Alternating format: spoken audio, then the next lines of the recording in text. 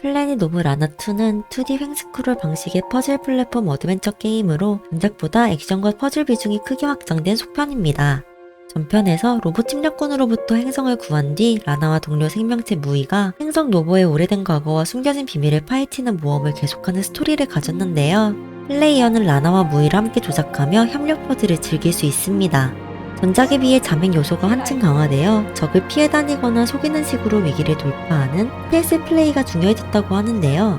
이야기 측면에서는 로봇 침공 이후 급격히 도입된 첨단 기술이 세계와 사람들을 어떻게 바꾸었는지, 그리고 그 과정에서 라나가 자신의 운명과 내면의 트라우마를 어떻게 마주하는지가 주요 테마로 다뤄진다고 합니다. 슬레이 더 스파이어2는 카드 덱빌딩과 로그라이크를 결합한 싱글플레이 중심의 전략 카드 게임입니다. 플레이어는 매번 다른 경로로 탑을 올라가며 전투, 이벤트, 엘리트, 상점 등을 선택할 수 있고, 전투는 에너지를 소모해 카드를 사용하는 턴제 방식으로 공격, 방어, 디버프 카드와 각종 유물의 조합을 통해 시너지를 극대화시킬 수 있는데요. 이 편은 1편 세계관에서 약 1000년 이후를 배경으로 이미 전설로 남은 탑을 다시 오르는 새로운 시대의 인물들을 다룬다고 합니다. 아이언클레드, 사일런트 같은 캐릭터에 더해 네크로바인더 등 신규 캐릭터가 추가되어 캐릭터별 전용 카드풀과 플레이 스타일이 크게 늘어났다고 합니다. 최근 공개된 정보에 따르면 최대 4인 협동 멀티플레이가 도입되어 서로 다른 캐릭터 덱을 섞어 시너지를 내는 플레이도 가능해질 예정이라고 하네요. 전작을 즐기셨다면 이번 후속작도 기대해볼 만한 것 같습니다. 1인칭 FPS 게임 마라톤은 목표 달성 후 탈출이라는 구조를 가진 PVPB 중심의 멀티 FPS 게임입니다. 플레이어는 행성에 투입된 생체 사이보그 러너가 되어 고가의 전리품을 루팅하고 국대 세력, AI적 다른 플레이어와 교전하며 안전구역으로 빠져나가는 임무를 반복해야 합니다. 한 번 죽으면 그때까지 모은 전리품을 모두 잃는 구조라 공격적인 공격과 안전한 우대, 장비 관리 사이의 전략적 선택이 핵심인데요. 게임은 6종의 러너를 지원해 공격형, 은밀, 지원 등 개성있는 빌드를 짜야 합니다. 전반적으로 타르코프 스타일의 하드코어 루팅, 생존 감각과 빠른 템포 슈팅 감각을 섞어 긴장감 높은 전투와 루트 관리가 균형을 이루는 익스트랙션 FPS라고 볼 수 있습니다. FPS를 좋아하신다면 꼭 플레이해봐야겠죠? 제로 붉은 나비 리메이크는 일본풍으로 어드벤처 게임으로 2003년 원작을 완전히 리마스터한 풀 리메이크 게임입니다.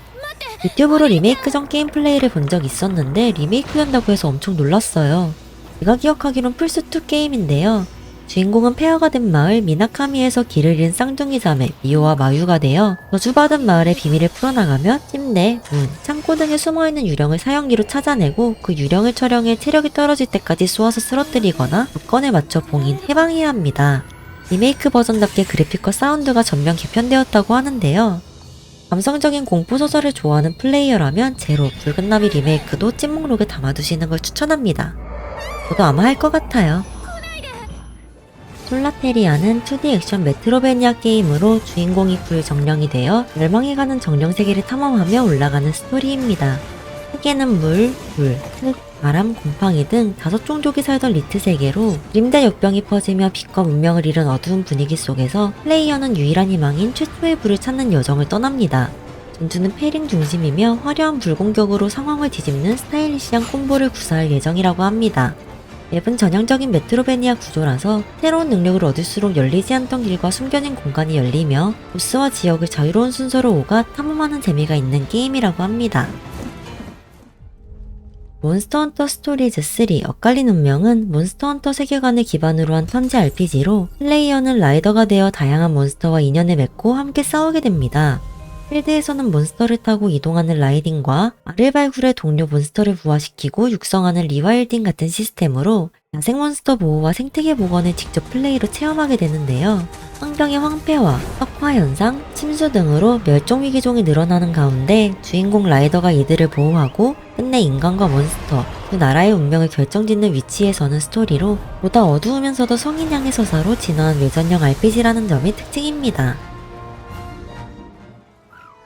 7개의 대지 오리진은 오픈월드 액션 RPG로 동명 만화, 애니 IP 세계관을 바탕으로 10개의 스토리가 전개되는 샌드 언론형 게임입니다. 플레이어는 브리타니아 왕국을 배경으로 젊은 모험가 트리스탄이 되어 시공간이 흔들리는 다중우주 위기를 해결해 나가며 잊힌 유적과 전설의 전장을 탐험하게 됩니다.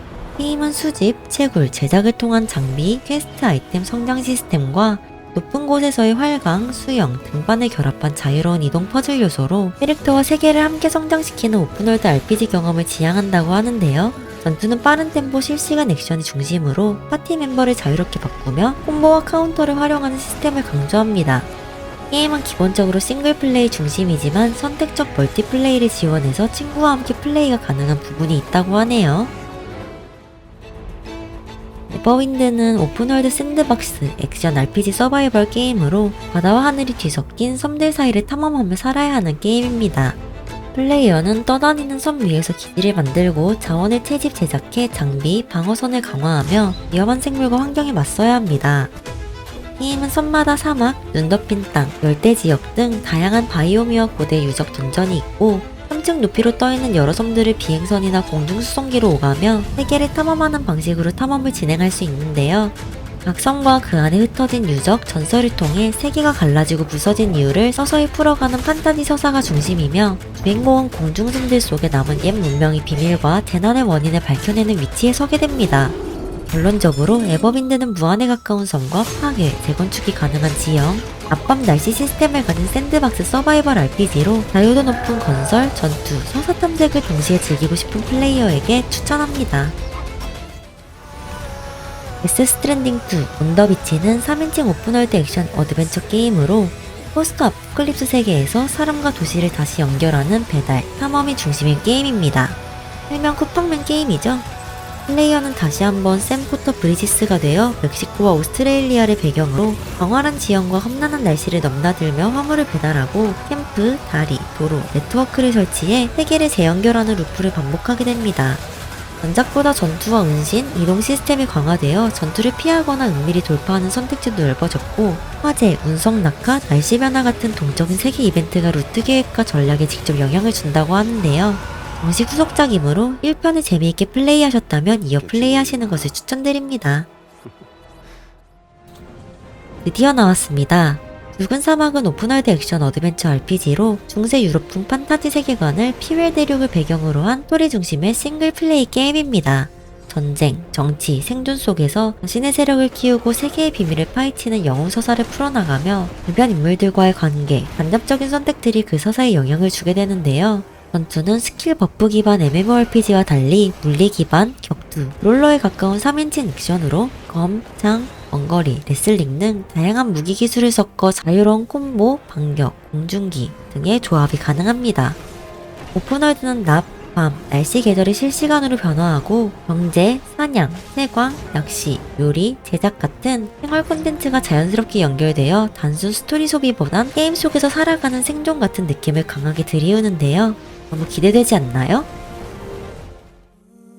오프스 프리즌 피크는 스토리 중심의 서술형 어드벤처 게임으로 사진작가가 버려둔 카메라를 다시 손에 쥐고 이상한 세계를 탐험하며 귀가 경로를 찾는 여정을 다룹니다.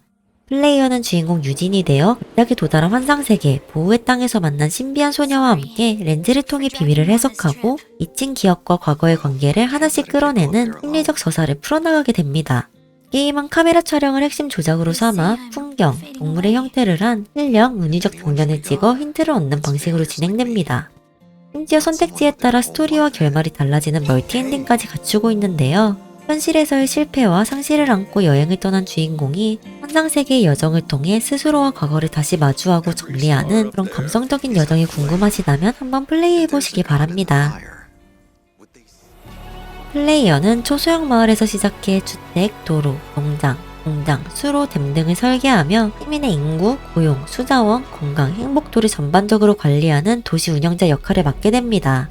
게임은 물, 강, 비 시스템과 지형 개조에 강점을 두어 댐, 수로, 저수지를 이용해 물의 흐름을 조절하고 홍수, 가뭄 등의 환경 변화를 통제하는 물리 기반 인프라 설계라는 큰 특징을 가지고 있는데요.